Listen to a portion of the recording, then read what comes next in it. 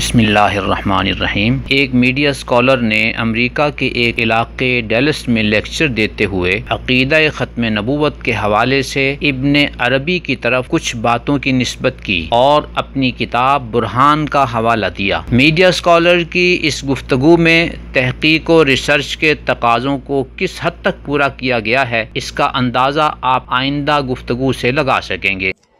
ختم نبوت کے معنی یہ نہیں ہے کہ نبوت کا مقام اور اس کے کمالات ختم ہو گئے، بلکہ صرف یہ ہے کہ اب جو نبی بھی ہوگا وہ محمد الرسول اللہ صلی اللہ علیہ وسلم کی شریعت کا پیرو ہوگا۔ یہ ابن عربی کا نقطہ نظر ہے، انہوں نے اس کو خود بیان کیا ہے، یعنی یہ کوئی استنباط نہیں ہے، وہ جہاں بیان کیا ہے اس کو آپ برہان میں دیکھ سکتے ہیں۔ آپ نے میڈیا اسکالر کا کلپ سنا، اب ہم آپ کو ان کی کتاب برہان کی طرف لے کر چلتے ہیں، جہاں آپ خود ملاحظہ فرمائیں گے کہ یہ باتیں ابن عربی نے کہی ہیں یا میڈیا اسکالر نے ان کی طرف جھوٹ منسوب کیا ہے اور علمی خیانت کی ہے۔ نمبر ایک، ابن عربی کی عبارت میں مقام نبوت کا ذکر تو ہے، لیکن اس میں کمالات نبوت کا تذکرہ ہی نہیں ہے۔ کمالات نبوت کا تذکرہ ایک اور جگہ خود مجدد الفسانی رحمت اللہ علیہ نے کیا ہے، ابن عربی نے نہیں، جبکہ میڈیا اسکالر نے کمالات نبوت والی بات بھی ابن عربی کی طرف منسوب کر دی اور ابن عربی کی طرف اس بات کی غلط نسبت کی۔ نمبر دو، برہان میں ابن عربی کی عبارت دیکھیں اور فیصلہ کریں کہ یہ جملہ جو میڈیا اسکالر نے کہا ابن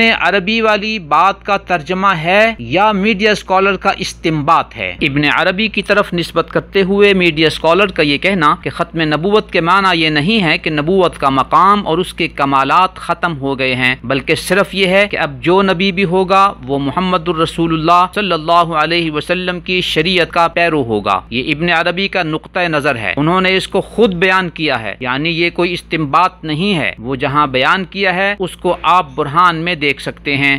یہ ابن عربی کا نقطہ نظر ہے، انہوں نے اس کو خود بیان کیا ہے، یعنی یہ کوئی استنباط نہیں ہے، وہ جہاں بیان کیا ہے اس کو آپ برہان میں دیکھ سکتے ہیں۔ میڈیا اسکالر کی یہ بات سنیں اور پھر فیصلہ کریں کہ میڈیا اسکالر کس جرت سے علمی خیانت کرتے ہیں۔ یہاں یہ بات بھی وضاحت کرتا چلوں کہ ابن عربی نے فتوحات مکیہ جلد 3 کے اسی صفحہ نمبر 6 سے آگے متصل صفحہ نمبر 7 پر یہ عبارت نقل کی ہے، فَسَدَدْنَا بَابَ إِطْلَاقِ لَفْظِ النُّبُوَّةِ عَلَى هَذَا الْمَقَامِ مَعَ تَحَقُّقِهِ کہ اس مقام نبوت پر نبوت کا اطلاق کرنے کا رستہ ہم نے بند کر دیا ہے، یعنی مقام نبوت کو نبوت نہیں کہا جا سکتا۔ نیز ابن عربی اسی فتوحات مکیہ جلد 3 صفحہ 381 پر لکھتے ہیں، فَلَا يُطْلَقُ عَلَيْهِ هَذَا الْإِسْمُ فَهُوَ لَفْظٌ خَاصٌ بِالْأَنْبِيَاءِ وَالرُّسُلِ کہ کسی بھی مجتہد پر نبی اور رسول کا لفظ نہیں بولا جا سکتا، کیونکہ یہ لفظ انبیاء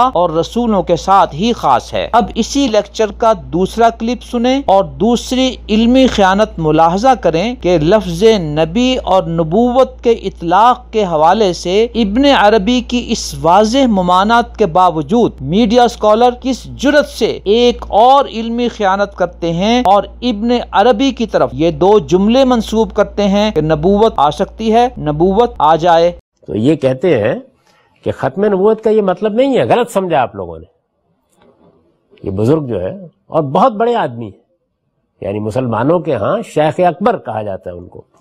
ختم نبوت کے معنی یہ نہیں ہے کہ نبوت کا مقام اور اس کے کمالات ختم ہو گئے ہیں، بلکہ صرف یہ ہے کہ اب جو نبی بھی ہوگا وہ محمد الرسول اللہ صلی اللہ علیہ وسلم کی شریعت کا پیرو ہوگا، یعنی نبوت آ سکتی ہے، نبوت کا مقام بھی حاصل ہو سکتا ہے، نبوت کے کمالات بھی حاصل ہو سکتے ہیں، نبی آ جائے گا۔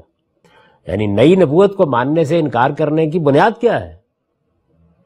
وہی آیت جو سورہ احزاب میں ہے، وَلَٰكِن رسول اللہ وخاتم النبیین۔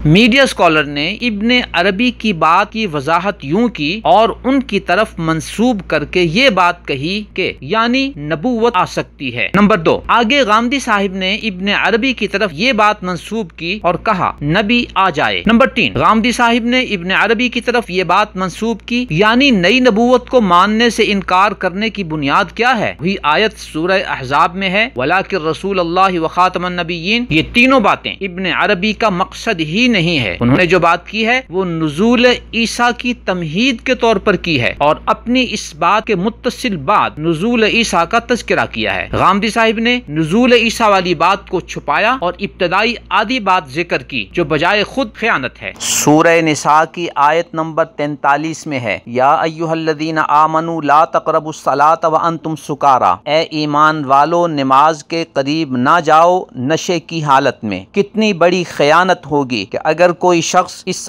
آدھی آیت کو پڑھ کر لوگوں کو نماز سے روکنے لگ جائے اور یہ کہے کہ قرآن میں آیا ہے یا ایھا الذین آمنوا لا تقربوا الصلاۃ، اے ایمان والو نماز کے قریب بھی نہ جاؤ، اور اس کے بعد جو اگلی بات ہے اس کو چھپا لے وانتم سکارا کہ تم نشے کی حالت میں ہو. کتنی بڑی یہ خیانت ہوگی. بعینی اسی طرح ہمارے اس میڈیا اسکالر نے ابن عربی کی عبارت کے ساتھ کیا کہ آدھی عبارت کو ذکر کیا اور اگلی آدھی عبارت کو جو اس سے متعلق تھی اس کو چھپا دیا. پھر اس خیانت کو بنیاد بنا کر دوسری بڑی خیانت یہ کی کہ ابن عربی کی طرف انکار ختم نبوت کا عقیدہ منسوب کرتے ہوئے کہا نئی نبوت کو ماننے سے انکار کرنے کی بنیاد کیا ہے. نمبر 2 کہا نبوت آ سکتی ہے. نمبر 3 نبوت آ جائے. غامدی صاحب نے اپنی جس بات کا تذکرہ برہان کے حوالے سے کیا ہے وہ آپ کے سامنے ہے. آپ خود ملاحظہ فرمائیں کہ کیا برہان میں ابن عربی کی عبارت میں یہ باتیں موجود ہیں؟ جب نہیں تو یقیناً یہ باتیں ابن عربی کی طرف غلط نسبت ہے اور یہ علمی خیانت ہے. محترم ناظرین، ایسا اس لیے ممکن ہوتا ہے کہ عربی سورسز تک آپ حضرات کی رسائی نہیں ہے. نتیجتاً اس طرح کے اسکالر عربی عبارات کی من مانی اور خود ساختہ تشریحات کر کے اپنے سامعین و قارئین کو بآسانی مس گائیڈ کر لیتے ہیں. یہاں بڑے ادب سے ان کی خدمت میں یہ گزارش کی جاتی ہے کہ یہ صورتحال جھوٹ ہے جو کہ ایک بہت بڑا جرم ہے. قیامت کے دن موصوف میڈیا اسکالر اپنے اس جھوٹ اور الزام تراشی کا کیا جواب دیں گے؟ میڈیا اسکالر کے فالوورز، ان کے قارئین، ان کے سامعین یہ سوال کرتے ہیں کہ آخر غامدی صاحب کن مشترکہ آقاؤں کو خوش کرنے کے لیے قادیانیت کی راہ ہموار کر رہے ہیں. نیز ان کے فالوورز سوچنے پر مجبور ہو گئے ہیں کہ کیا ایسے شخص کی کتابوں، اس کے لیکچرز اور اس کی تحریرات پر اعتماد کیا جا سکتا ہے؟ نیز وہ بزبان حال یہ سوال کر رہے ہیں کہ کیا